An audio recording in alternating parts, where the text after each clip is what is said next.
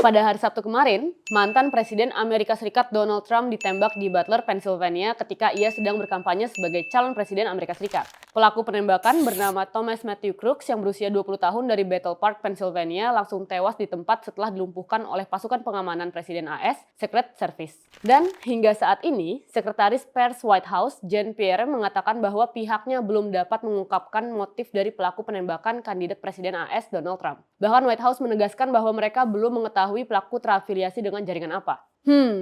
Menariknya, kenapa hal ini bisa terjadi di Pennsylvania? Yuk kita bahas bareng. The president spoke about an ongoing investigation, and as he said, we do not know the motive of the shooter yet. We don't know his opinions or affiliations. We don't know whether he had help or support or if he communicated with anyone else.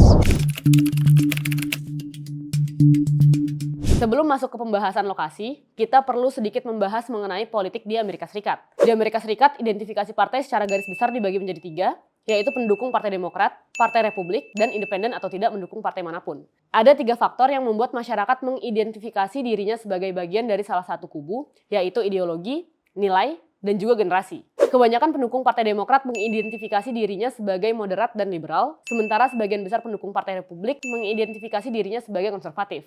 Selain itu, dalam trikotomi nilai kebebasan, aturan, dan kesetaraan, pendukung Partai Demokrat itu cenderung mendukung nilai-nilai kesetaraan, sementara pendukung Partai Republik cenderung mendukung nilai-nilai aturan. Faktor generasi juga memegang peranan penting dalam menentukan identifikasi partai. Misalnya, mereka yang terlahir pada masa Franklin D. Roosevelt akan cenderung mendukung Partai Demokrat, terus mereka yang tumbuh pada masa Reagan dan Bush awal akan cenderung mendukung Partai Republik, dan kelompok muda cenderung independen. Nah, terciptanya 2 partai besar ini juga dikarenakan dari dukungan sistem elektoral di sana, di mana dalam sistem electoral majority representation yang digunakan dalam pemilihan Presiden Amerika Serikat, kandidat yang memperoleh suara terbanyak akan memenangkan pemilu, terlepas mereka memenangkan suara mayoritas 50+1 atau enggak. Nah, lalu pertanyaannya, kenapa sih Trump berkampanye di Pennsylvania? Dan kenapa penembakan juga bisa terjadi di Pennsylvania? Seperti yang kita tahu, bahwa calon Presiden Amerika Serikat akan lebih sering berkampanye di swing state untuk mencari swing voters. Dan kalau kita bahas mengenai pelaku, Thomas Matthew Crooks menurut gue merupakan bukti nyata dari swing voters Pennsylvania. Karena dari data State Voting Records, Crooks terdaftar sebagai pendukung Partai Republik. Namun janggalnya, ia pernah mendonasikan 15 USD ke Progressive Turnout Project yang merupakan organisasi milik Partai Demokrat pada tahun 2021 lalu. Ditambah, kalau misalnya kita lihat datanya, Pennsylvania itu merupakan negara bagian yang dulunya menjadi kubu Demokrat dan sekarang beralih menjadi kubu Republik. Sejak tahun 2008, keunggulan Partai Demokrat atas Partai Republik terus menyusut, di mana dari keunggulan 12% pada bulan April 2008 menjadi keunggulan sekitar 4% pada bulan April 2024. Tentu hal ini menjadi peluang bagi kaum Republikan untuk berkampanye di Pennsylvania dan akan menimbulkan motif baru, di mana menurut gue, ketika ada satu tempat kekuasaan yang direbut, pasti akan menimbulkan resistensi. Pertanyaannya, apakah berarti penembakan ini dilakukan oleh pendukung Demokrat karena takut wilayahnya berhasil direnggut? Atau apakah penembakan terjadi dari kubu Republik sebagai bentuk strategi politik untuk nge-framing Demokrat?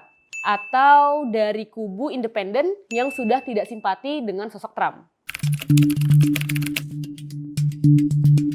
Meskipun kita semua kaget dengan insiden kemarin, namun ternyata itu bukanlah kejadian pertama kali di Amerika Serikat. Ada Abe Lincoln yang tewas ditembak pada 14 April 1865. Ada Presiden ke-20 James Garfield yang tewas ditembak pada 1881. William McKinley, Presiden ke-25 Amerika Serikat, tewas ditembak saat berpidato. Lalu ada Theodore Roosevelt yang ditembak saat kontestasi Pilpres 1912. Sepupunya Theodore, Franklin Roosevelt, juga mengalami percobaan pembunuhan di Miami 1933. Ada penembakan terhadap Presiden John Fitzgerald Kennedy saat sedang mengendarai mobil terbuka bersama istrinya pada 1963. Lalu ada Gerald Ford, ada Ronald Reagan, dan juga ada George W. Bush yang sempat dilempar granat oleh Vladimir Arutyunian.